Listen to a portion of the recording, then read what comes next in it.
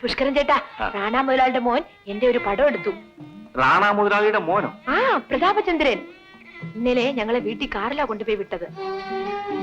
1000 രൂപ സ്ത്രീധനം തരുന്ന പിന്നെ ആരാ? എന്റെ പടം എടുത്തിരിക്കുന്നതേ സിനിമ പോലെ നല്ല നിറത്തിലാ.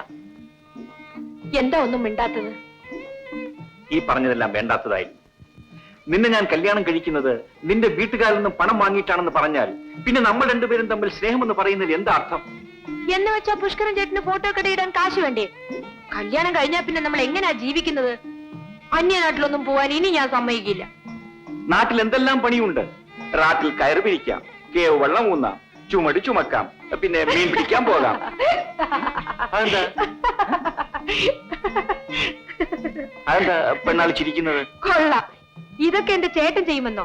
പള്ളിക്കൂടത്തിൽ പഠിക്കുമ്പോ ചീനവലയ്ക്ക് ഒരു കൈ പിടിച്ചു കൊടുക്കാൻ കുറച്ചിലായിട്ടല്ലേ ചേട്ടൻ നാട് വിട്ടു പോയത്? അത് ശരിയാ പെണ്ണാൾ. 10 ക്ലാസ് പഠിച്ചപ്പോ ജാതി തൊഴിൽ ചെയ്യാനൊരു മടി. വീട് വിട്ടിറങ്ങിയപ്പോഴാണ് ഈ ജോലിയുടെ മഹത്വം മനസ്സിലാക്കുന്നത്. ഇപ്പൊ ഏത് ജോലി ചെയ്യാനും എനിക്ക് ഒരു മടിയുമില്ല. അശുദ്ധേ, ആ പാച്ചൻ ചേട്ടൻ വരുന്നു.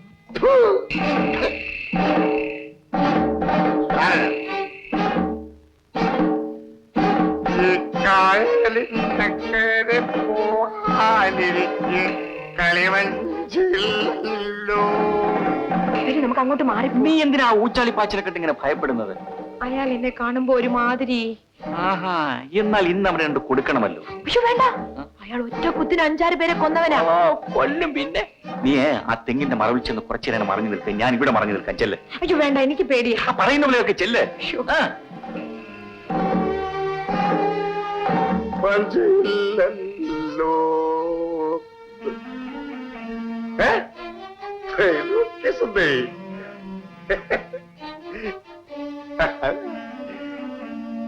ഇതാര്? പെണ്ണാള്. ഒരു കാര്യം ചോദിക്കണം വിചാരിച്ചിരിക്കുകയായിരുന്നു. നീ ആ പുഷ്കരനെ കല്യാണം കഴിക്കാൻ പോവാണെന്ന് കേട്ടു. അവനാണ് നല്ലവനാ. എന്നോളം മിടുക്കനല്ലെങ്കിലും അവനാള് വളരെ നല്ലവനാ കേട്ടോ. പാച്ചൻ ചേട്ടൻ എന്റെ കല്യാണത്തിന് വരുമോ? പിന്നെ ഞാൻ കല്യാണത്തിന് വരാതിരിക്കുവോ? പിന്നെ കല്യാണം കഴിക്കാൻ പോകുന്നതുകൊണ്ട് നിനക്ക് പേടിക്കാനും ഒന്നുമില്ല. നീ എന്റെ ആ കമ്പനി വരെ ഒന്ന് വരണം. എന്റെ ഒരു ആശയാ. എന്നെ തല്ലിവിടാ. ഈ കരപ്പുറത്ത് തല്ലാൻ ആളുണ്ടായി അല്ലേടാ? അച്ഛൻ ചേട്ടാ, പിച്ചാത്തി കാണിച്ചും മീശ പിരിച്ചും എന്നെ ഭയപ്പെടുത്താമെന്ന് വിചാരിക്കണ്ട. 5-6 പേരെ ഒരുമിച്ച് കൊന്നവനാണ് ഞാൻ. നീ മിടുക്കനാടാ. പാച്ചനെ തല്ലിയ വിവരം മാത്രം നീ ആരോടും പറയരുത്. ഇത് ഞാൻ അപ്പോഴേ പറഞ്ഞതല്ലേ. അതെ, കത്തിച്ച്. നീ തന്നെ ഒന്ന് കത്തിച്ച്.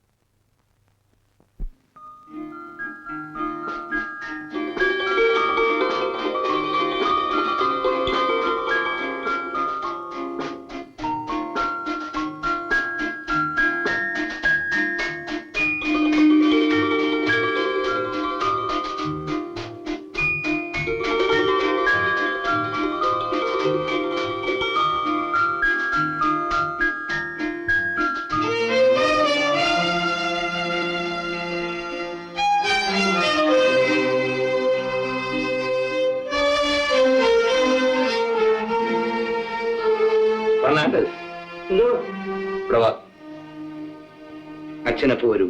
സിലോണിൽ പോയിരിക്കുക, ഒരാഴ്ച കഴിഞ്ഞ് വരും. ശരി, നീ എന്ന് തല്ലിയ പപ്പുമില്ലേ?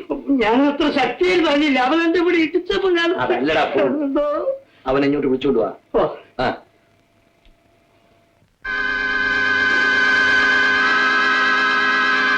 ഇരിക്കണം. അയ്യോ, ഞാൻ ഇവിടെ നിന്നോളാം. ഇങ്ങോട്ട് ഇരുന്നോട്ടെ. ഞാൻ ഇവിടെ ഇരുന്നോളാം. പപ്പുചേട്ടൻ, ഞാൻ പറയുന്നത് വിശ്വസിക്കണം. ഓ, പപ്പുചേട്ടന് തരാൻ വേണ്ടി 1000 രൂപ ഞാൻ അലമാരയിൽ നിന്ന് എടുത്തതാണ്. അത് അങ്ങോട്ട് തന്നെ വെച്ചു. ഞാൻ പപ്പുചേട്ടന് രൂപ തരാൻ ആഗ്രഹിക്കുമ്പോഴൊക്കെ എന്റെ മനസ്സ് എന്നോട് ഇങ്ങനെ മന്ത്രിച്ചു, നീ എന്തിനു രൂപ കൊടുക്കണം, നിനക്ക് എന്തുകൊണ്ട് പെണ്ണാളെ കല്യാണം കഴിച്ചുകൂടാ എന്ന്. അയ്യോ കൊച്ചുകാളി, എന്തുമായി പറയുന്നു? ഞങ്ങളെ ചോദിക്കരുതേ. നിങ്ങൾ എന്നെ മുതലാളി എന്നൊന്നും വിളിക്കണ്ട. നിങ്ങൾക്ക് ഇഷ്ടമുണ്ടെങ്കിൽ എനിക്ക് നിങ്ങളെ അച്ഛ എന്ന് വിളിക്കാനുള്ള സൗകര്യം ഉണ്ടാക്കി തരിക. പെണ്ണാളെ കണ്ട ആ നിമിഷം മുതൽ എന്റെ മനസ്സ്. എന്നെ മുതലാളി അങ്ങനെ പറയരുത്.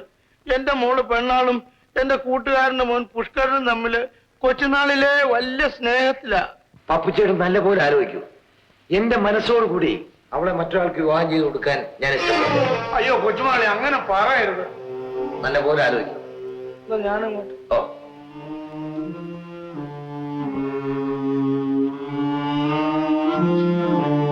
ഓ, എന്തോ സംഭവം എന്റെ തലയിട്ടു. കൊച്ചു മുതലാളി എവിടെ കിടക്കുന്നു, നമ്മൾ എവിടെ കിടക്കുന്നു?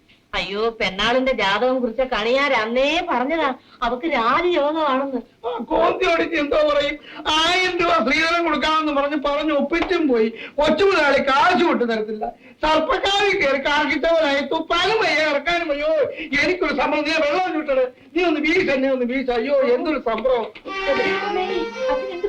ഒന്നുമില്ല മോളെ, അച്ഛനെ ഒരു വ്യാധി ഉരുട്ടല്ലേ. ഞാൻ പുഷ്കരൻ ചേട്ടനോട് പറഞ്ഞേ വൈദ്യുതി വിളിപ്പിക്കട്ടെ. കാര്യമൊക്കെ ശരി, കല്യാണമൊക്കെ പറഞ്ഞ് ഒപ്പിച്ച് വെച്ചിരിക്കുകയാണെങ്കിൽ ചെയ്യാം. പറഞ്ഞതും തൊട്ടായും പിടിച്ചാലൊക്കെ പുഷ്കരൻ ചേട്ടൻ പുഷ്കരൻ പുഷ്കരൻ ചേട്ടൻ ഞാൻ നോക്കിക്കോളാം. നീ എന്നെ ഒന്ന് പറഞ്ഞു ഉപദേശിക്കുക. ഞാൻ ചോദിക്കുന്നത് നമ്മളിൽ എന്തോ എടുക്കുമെന്നാ പറയുന്നത്. കുറച്ചു പോയാൽ കാശ് കൊണ്ട് തരത്തില്ല. കോതിയോട് പറഞ്ഞു പോയി പുഷ്കരൻ. എന്റെ ദൈവമേ, എനിക്കൊന്നും അറിയില്ല.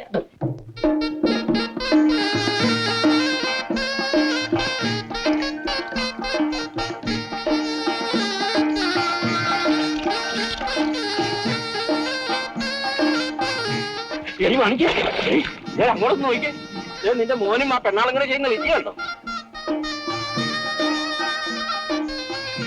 അല്ലേ, വലിയ ടെലിവിഷനിൽ സിനിമ പഠിപ്പിക്കുന്ന എന്റെ മോനെ കൊണ്ട് ഇപ്പൊ കമ്പാവലിയൊന്നും വലിപ്പിക്കണ്ടല്ലോ.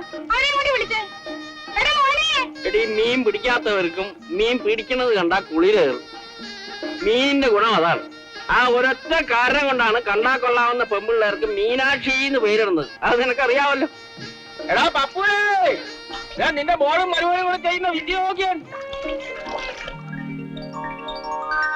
എടാ ശങ്കര, ഇവിടെ ചില തേങ്ങാ വിരിച്ചിലൊക്കെ കാണുന്നുണ്ടല്ലോടാ. അതെ, അതോ തേങ്ങ കൊഴിഞ്ഞു വീഴുന്നതാണോ? കൊഴിച്ചിലാണേ. ആ, നീ ഏതാടാ കൊച്ചനെ? ഞാൻ കോന്തിയുടെ മകൻ പുഷ്കരൻ. ഓ, കോന്നിയുടെ മകൻ പുഷ്കരൻ. ഇവളേതാടാ? ഇത് പപ്പുച്ചേട്ടന്റെ മകൾ പെണ്ണാള്. ആ, നിങ്ങളുടെ കല്യാണമൊക്കെ കഴിഞ്ഞോ? അയ്യോ, ഇവിടെ പറയാതെ കല്യാണം നടത്താനോ? ഞങ്ങൾക്ക് ഒരു 100 മണൽ ഓല വേണം. പന്തലിടാനായിരിക്കും അല്ലേ? അല്ല, കല്യാണമൊക്കെ കഴിഞ്ഞ് ഒരു ചാർത്ത് ഇറക്കി കെട്ടാനാ. ഓ, ചാർത്ത്. ചാർത്ത്. ശങ്കര, ഓലക്കൊക്കെ ഇപ്പൊ വലിയ വിലയാ. പക്ഷെ നീ ഒന്നും തരണ്ട, വീട്ടിൽ വന്ന് വലിച്ചോണ്ട് പൊയ്ക്കോ. വലിയ ഉപകാരം. ചാർത്തിന്റെ കാര്യം പറയാൻ നാണമില്ലേ? ഇതിൽ നാണിക്കാൻ എന്തിരിക്കുന്നു? ലോകത്ത് നടപ്പില്ലാത്തതാണോ? നീ വാ.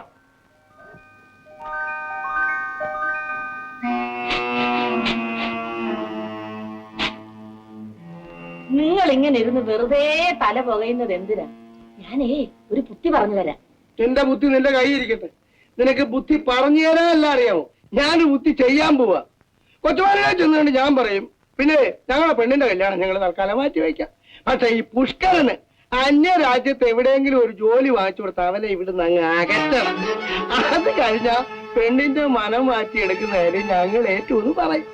മുടിഞ്ഞു പോകാൻ ഇത് തന്നെയാ ഞാനും കണ്ട ബുദ്ധി. അപ്പൊ നമ്മുടെ രണ്ടുപേരുടെയും തന്ത ഒന്നായിരിക്കുമോ വാളു?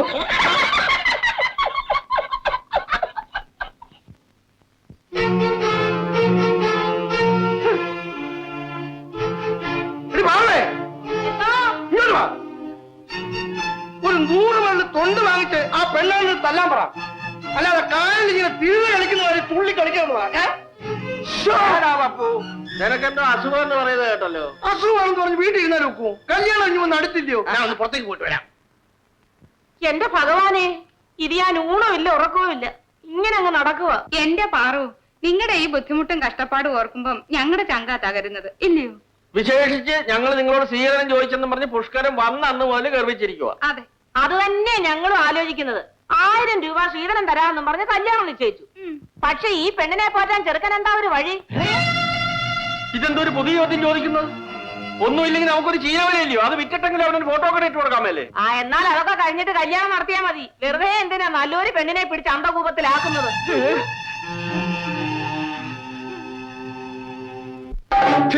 എന്നെ തല്ലി ഇവരൊന്നും ജീവിച്ചിരുന്നില്ലല്ലോ കുഞ്ഞെ. അപ്പോ പുഷ്കരൻ ഇപ്പൊ മരിച്ചു കാണുമല്ലേ? കഴിഞ്ഞില്ലേ? അപ്പോഴല്ലേ എന്നെ ഇങ്ങോട്ട് വിളിപ്പിച്ചത്? അയാൾ എന്തിനാ നിങ്ങളെ തല്ലിയത്? ആ പപ്പുവിന്റെ മകൾ പെണ്ണാളിനോട് ഞാൻ ഒരു കളിതമാശ പറഞ്ഞു.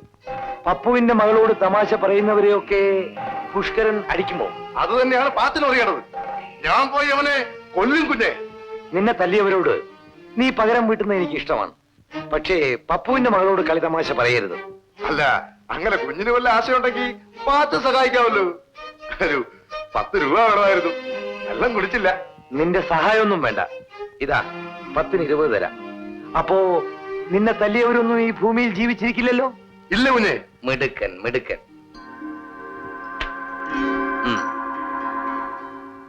ആ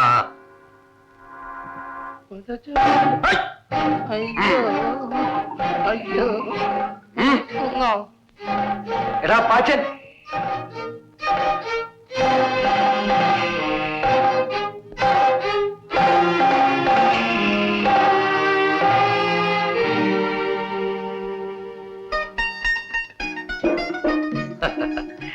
പാച്ചൻ പേടിപ്പിച്ചു അല്ലേ?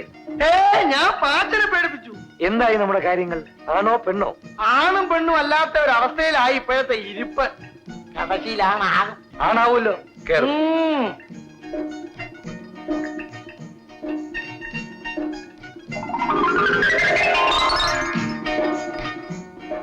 അയ്യോ, എന്തൊരു ബഹളമായിരുന്നു.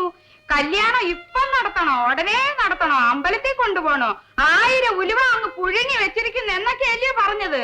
എന്നിട്ടിപ്പോ എന്തോ ആയി? അമ്മേ, കിഴക്കേ പറമ്പിലെ മൂപ്പിന്ന് ഒരു 100 മണൽ പോലെ ചുമ്മാ തരാമെന്ന് പറഞ്ഞു. കല്യാണമൊക്കെ നടക്കാൻ പോകുകയല്ലേ, ഇവിടുന്ന് ഒരു ചാർട്ട് ഇങ്ങോട്ട് ഇറക്കി കെട്ടിയാൽ കല്യാണം കഴിഞ്ഞ് ഞങ്ങൾക്ക് താമസിക്കാൻ സൗകര്യമായിരിക്കും.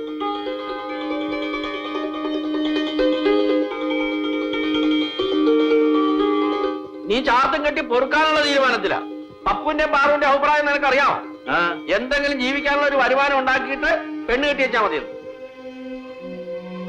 അല്ല, അതും ആലോചിക്കേണ്ട കാര്യമാണ്. എന്തോന്ന് ആലോചിക്കേണ്ട കാര്യം? എടി പെണ്ണാളെ, നീ വീട്ടിലോട്ട് പോ. വീട്ടിലോട്ട് പോ. എടാ പുഷ്കര, ഞാൻ 3-4 ദിവസമായിട്ട് രായുമ്പകലും തലയിൽ പുഴുത്ത പട്ടിയെ പോലെ ഈ ഓടി നടക്കുന്ന എന്തിനാണെന്ന് അതെന്റെ വിചാരം. ഇത്രയും നാള് ഞങ്ങൾ വിചാരിച്ചു പിള്ളേരുടെ കല്യാണം നടത്താൻ വേണ്ടിയുള്ള ഓട്ടമാണ്. ഇപ്പോഴാ മനസ്സിലായത് കല്യാണം മാറ്റിവെക്കാനുള്ള ഓട്ടമാണ്. പുഷ്കരനുണ്ടല്ലോ, എന്റെ മരുമോന്, അവനൊരു ജോലി ഉണ്ടാക്കാനാണ് ഞാൻ നടന്നത്. കണ്ടോ പറഞ്ഞപ്പോ അവന്റെ ഒരു സന്തോഷം കണ്ടോ. അവൻ ഈ ഊരൊക്കെ ചുറ്റി നടന്നല്ലോ. അതും തൂക്കിയിട്ടുണ്ട്. കുന്തം ഇതുപോലെ 16 എണ്ണം ഉണ്ട്. പല ദിനസില് ക്യാമറ രാണാമോനായിട്ട് മകന്റെ കയ്യില്. നീ അതോടെ കളസമൊക്കെ എടുത്തിട്ടുണ്ടോ? എന്നാ പിന്നെ നേരത്തെ പറയാൻ അറിയാൻ സമ്മതിക്കണ്ടായോ? തോക്കിനകത്ത് കയറിയില്ലേ ഇവിടെ ഇരിക്കുന്നത്?